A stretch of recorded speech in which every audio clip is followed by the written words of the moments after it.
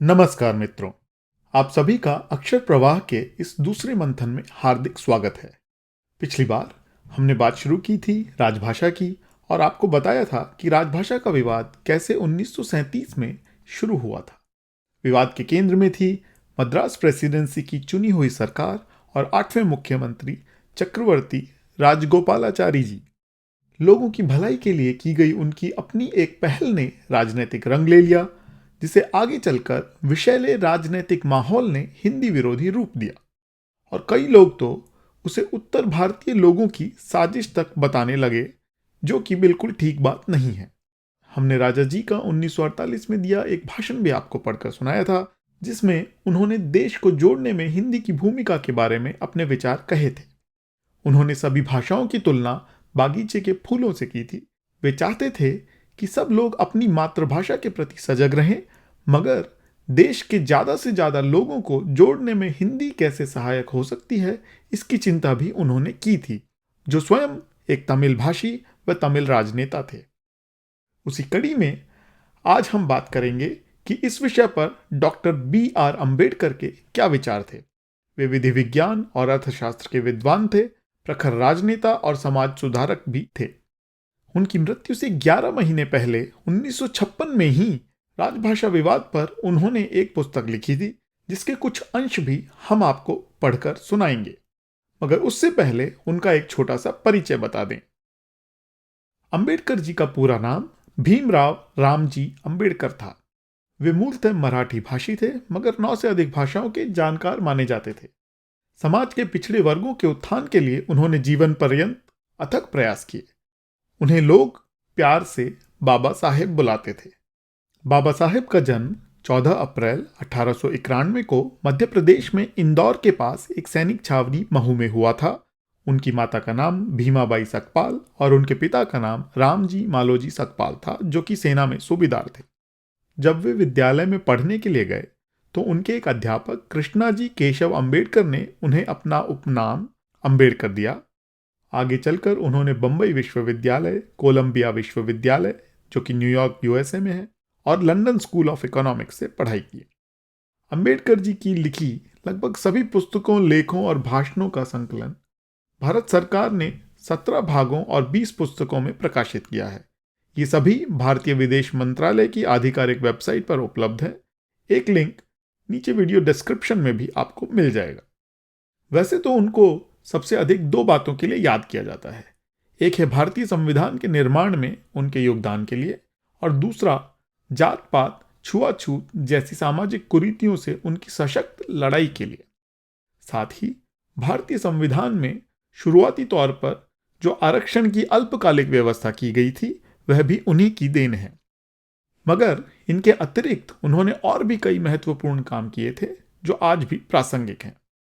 जैसे उन्होंने Aryan invasion theory को गलत बताया था, जो कि आगे चलकर गलत साबित हुई। उन्होंने 3 तलाक का भी मुखर विरोध किया था, जिस पर भी पिछले साल ही प्रतिबंध लगा है। उन्होंने यूनिफॉर्म सिविल कोड अर्थात समान नागरिकता कानून का बहुत समर्थन किया था, जिसे आने वाले कुछ समय में लागू किया जा सकता है। बुर्का प्रथा का भी पुरजोर विरोध अंबेडकर जी ने किया था, पर आज भी उसके विरुद्ध लड़ने की इच्छा शक्ति भी समाज में कम ही दिखती है। यदि यह इच्छा शक्ति आपको चाहिए तो 1940 में लिखी उनकी इस पुस्तक के 10वें अध्याय के पहले 7-8 पृष्ठ आप पढ़िए। बुर्का प्रथा के कारण मुस्लिम महिलाओं को होने वाली शारीरिक व मानसिक पीड़ा और उनकी दयनीय स्थिति का मार्मिक और सटीक चित्रण आज से 80 साल पहले लिखी इस पुस्तक में उन्होंने किया है। मुस्लिम समाज में फैले जात पात और छुआछूत का भी चौंकाने वाला विवरण आपको यहां मिल जाएगा।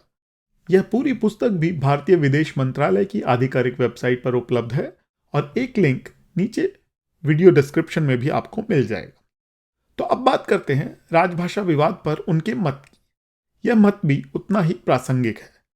इस विषय पर अपनी मृत्यु के लगभग 1 साल पहले अंबेडकर जी ने एक पुस्तक लिखी थी। इस पुस्तक में उन्होंने राज्य पुनर्गठन आयोग या स्टेट रीऑर्गेनाइजेशन कमेटी के सुझावों की आलोचना करते हुए अपना पक्ष विस्तार से रखा है। इसी पुस्तक का एक अंश हम आपको पढ़कर सुनाने वाले हैं। पुस्तक का नाम है थॉट्स ऑन लिंग्विस्टिक स्टेट्स, या भाषाई राज्यों के बारे में विचार। पुस्तक के तीसरे अध्याय में यह अंश आता है। पुस्तक अंग्रेजी में है, पर हमने इस अंश का हिंदी में अनुवाद किया है आपके लिए। यदि आप इसे अंग्रेजी में सुनना चाहते हैं तो अंग्रेजी वीडियो का लिंक नीचे डिस्क्रिप्शन में दिया हुआ है। पहले 2 अध्यायों में उन्होंने उपलब्ध डेटा का विश्लेषण किया है। तीसरे अध्याय के शुरू में उन्होंने भाषा के आधार पर राज्यों के गठन करने के कई फायदे गिनाए हैं। फिर अलग अलग भाषाओं के आधार पर बने राज्यों में प्रतिद्वंद्वों के कारण देश की एकता पर होने वाले खतरों की बात उन्होंने समझाई है। इस तरह राज्य स्तर पर क्षेत्रीय भाषाओं को बल देते हुए फिर अंत में राजभाषा के विषय में वे कहते हैं, एक भाषा लोगों को जोड़ सकती है, अलग अलग भाषाएं लोगों को बांटती हैं। यह एक कड़वा सच है। भाषा संस्कृति का संरक्षण करती है। चूंकि सभी भारतीय एकजुट होकर एक साझी संस्कृति का विकास करना चाहते हैं, इसलिए यह सभी भारतीयों का कर्तव्य है कि वे हिंदी को अपनी भाषा के रूप में अपनाएं।